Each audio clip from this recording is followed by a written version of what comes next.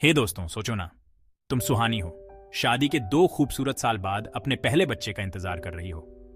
खुशी और उम्मीदों से भरा वक्त है, लेकिन जिंदगी अक्सर ऐसे ही टेढ़े मेढ़े रास्ते दिखाती है। देखो, सुहानी पंजाब अपने घर वापस जा रही थी क्योंकि वो प्रेग्नेंट थी। उसका पति काम के लिए शहर से बाहर था, इसलिए साथ नहीं जा सका। तो फिर उसने एक रिश्तेदार से मदद मांगी, जिसने ट्रेन में चढ़ने में मदद का वादा किया था। लेकिन यहीं पे बात गड़बड़ हो गई।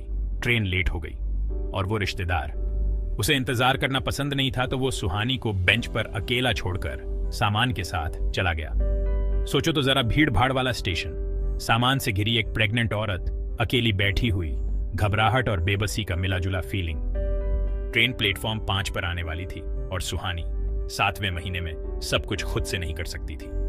तभी एक दुबला पतला बुजुर्ग कुल्ली आता है।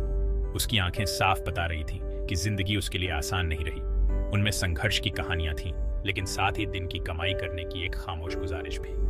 सुहानी उसकी जरूरत को समझते हुए और शायद उसमें अपनी परछाई देखकर फटाफट 15 रुपये में सौदा तय कर लेती है। इंतजार में बैठकर सुहानी को कुछ देर के लिए राहत महसूस होती है, लेकिन जैसे ही लगभग 1.5 घंटे बाद आखिरकार स्पीकर से उसकी ट्रेन का ऐलान होता है, वो इधर उधर देखती है। वो बुजुर्ग कुली कहीं नहीं दिख रहा।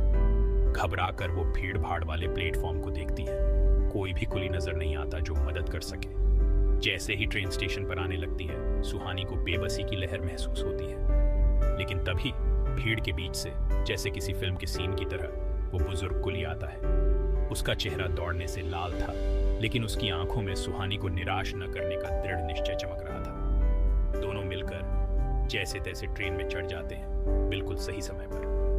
अपनी सीट पर बैठकर सांस लेते हुए सुहानी को दिल से आभार महसूस होता है, सिर्फ कुली की मदद के लिए नहीं, बल्कि उस अनपेक्षित दया और मजबूती की याद के लिए जो सच्ची बेबसी के लम्हों में मिलती है। दोस्तों, ये कहानी हमें याद दिलाती है उन अनपेक्षित सफरों की